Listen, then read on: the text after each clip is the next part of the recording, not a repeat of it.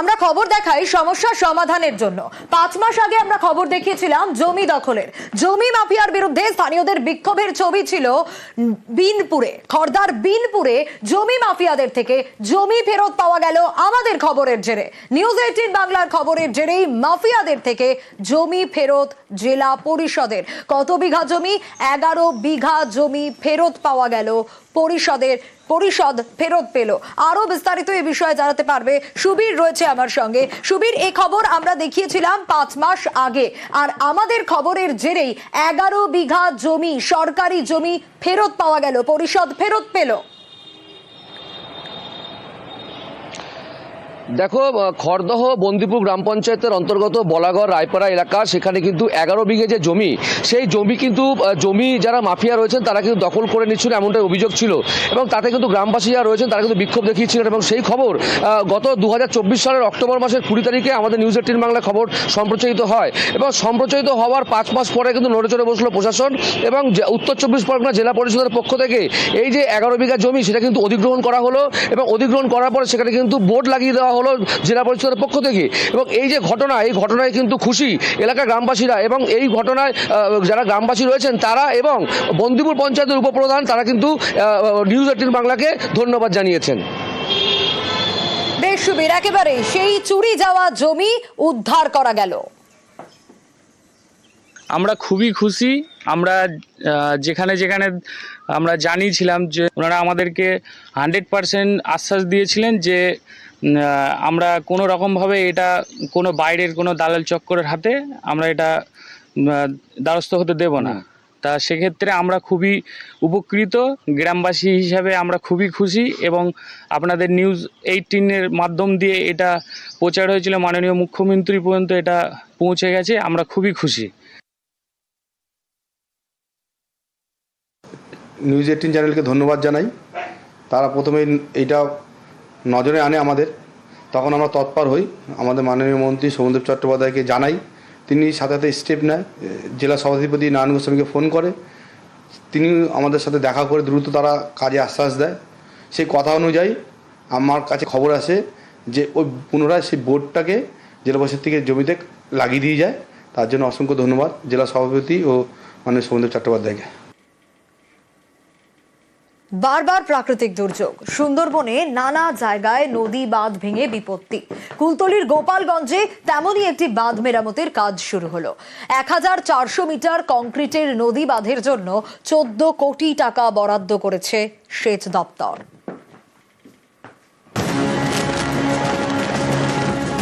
সুন্দরবন, নানা সময়ে এখানে আছড়ে পড়েছে ঝড়, ভেঙেছে মাটির নদী বাঁধ, ভেসে গিয়েছে বিস্তীর্ণ এলাকা।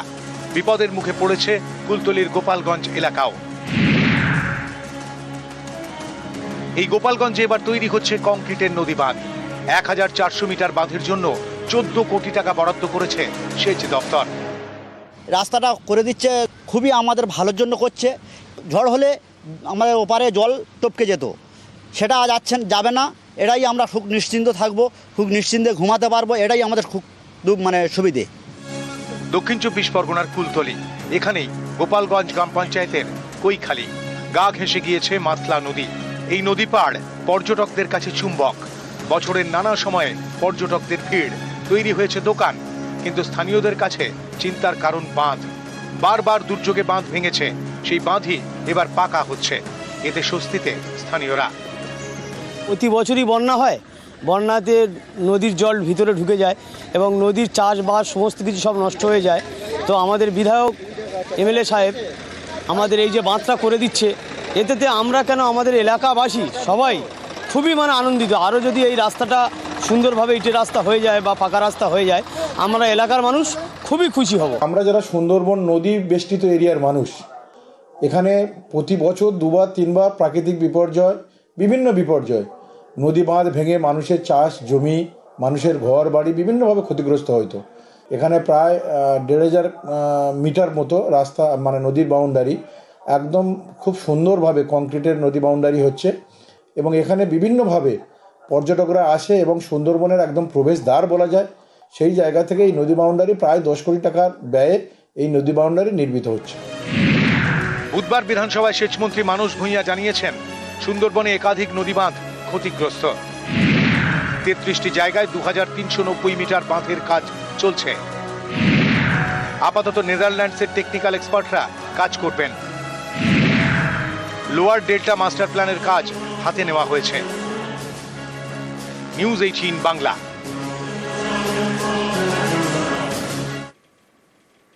স্কুল সংস্কারের টাকা পকেটে, বাঁকুড়ায় অভিযুক্তকে প্রধান শিক্ষক, তাকে ঘেরাও করে বিক্ষোভ অভিভাবকদের।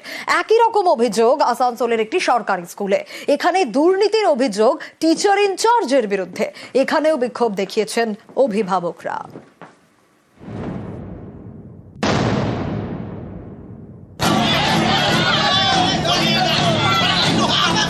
বাঁকুড়ার 2 নম্বর ব্লকের মগরা হাই স্কুল।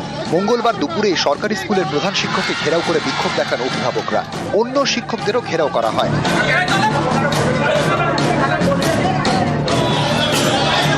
স্কুলে নতুন ক্লাসরুম তৈরি এবং সংস্কারের জন্য 52 লক্ষ টাকা বরাদ্দ করেছে শিক্ষা দপ্তর। 2019 থেকে ধাপে ধাপে এই 52 লক্ষ টাকা বরাদ্দ করা হয়। এই টাকায় আত্মসাতের অভিযোগ প্রধান শিক্ষকের বিরুদ্ধে।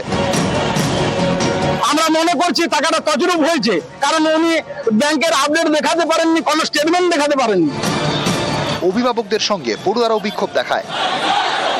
হেডসেট তো বেশিরভাগ দিন আমাদের টিফিনের পরে আসে, বলছে পড়াশোনা কি এবারে হয় না, প্রায় মানে হয় নাই বললেই চলে। এইটি উঠার পর থেকে আমাদের টিফিনের পরে একদিনও ক্লাস হয়নি। আমাদের রুমে তো ফ্যানই নাই, আমরা তো বিনা ফ্যান এখন ক্লাস। তোমরা গরমে কষ্ট হয় না? হয়তো, কিন্তু স্যারকে বলেছে, প্রায় স্যারকে বলেছে, কিন্তু কেউ ওটাকে কার্য করেনি। তছরূপ কিছুই হয়নি। আমার শারীরিক অসুবিধার জন্য, পারিবারিক সমস্যার জন্য আমি কাজটা করাতে পারিনি। ডিআই সাহেবকে পারমিশন করেছি 3 মাসের জন্য কাজটা কমপ্লিট করতে হবে, এবং আমি টেন্ডারের জন্য কাগজপত্র কাজ জমা দিয়েছি। তবে হ্যাঁ, এটা মানছি যে কাজটা ডিলে হয়েছে আমার ব্যক্তিগত সমস্যার কারণে। অভিভাবকদের দাবি শুধু প্রধান শিক্ষকই নন, শিক্ষা দপ্তরের বরাদ্দ আত্মসাতে জড়িত স্কুল পরিচালন সমিতির সভাপতিও, যিনি বাঁকুড়া 2 নম্বর ব্লকের যুব তৃণমূলের সভাপতি। এই মিটিংটা বানচাল করার জন্য স্কুল সভাপতি সেও চেষ্টা করেছিল, বুদ্ধদেব শর্মা, মগরা হাই স্কুলের সভাপতি। তিনি কি সংযুক্ত হয়েছেন? হ্যাঁ, তিনিও এর সাথে যুক্ত আছে, যেহেতু জয়েন্ট অ্যাকাউন্ট। তছরূপের বিষয়টা, ব্যাংক অ্যাকাউন্ট ডিটেলস ওনারা যদি আমি না চেক করি, তছরূপের বিষয়টা আমি এখনই বলতে পারবো না। আমরা এনকোয়ারি করছি, যে সত্যি তছরূপ করে থাকেন তাহলে তার সরকারিভাবে যে শাস্তি যোগ্য সেইভাবে রেকমেন্ডেশন করা হবে।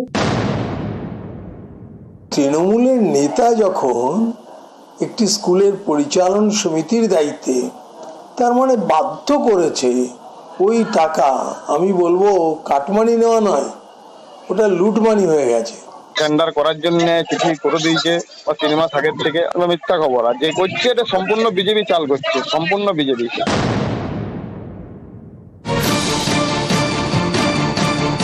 আসানসোলের সরকারি school বাবুতালাব Kazi Nazrul Islam Urdu pre primary school, এখানেও অভিভাবকদের বিক্ষোভ। আসানসোলের এই স্কুলে সর্বশিক্ষা অভিযানে টাকা যায় ব্যাংক অ্যাকাউন্টে। স্থানীয় কাউন্সিলরের অভিযোগ, সেই টাকা আত্মসাৎ করেছেন টিচার ইনচার্জ সৈয়দ আলম কাদরি। এ নিয়ে আসানসোল থানায় অভিযোগ জানিয়েছেন কাউন্সিলর। कादरी सर थे, उन्होंने यहाँ पे बहुत सारा पैसा मिड डे मील में घपला किया, और ये सब घपला करने के बाद उसके नाम से एफआईआर था, और वो एब्सकॉन्डिंग था 2023 सितंबर महीना से। कल से वो ज्वाइन किया है। মঙ্গলবার স্কুলে যোগ দেন অভিযুক্ত শিক্ষক। পরের দিনই কাউন্সিলরের উপস্থিতিতে অভিভাবকদের বিক্ষোভ। অভিযুক্ত শিক্ষককে আটকে স্কুলে তালা লাগিয়ে দেন। पर्सनल रीजन से छुट्टी पर थे, गवर्नमेंट का रीज्वाइनिंग लेटर लेकर के आए हैं। अब उसके बाद ही हंगामा कर रही हैं, तो इसका हमको समझ में नहीं आ रहा।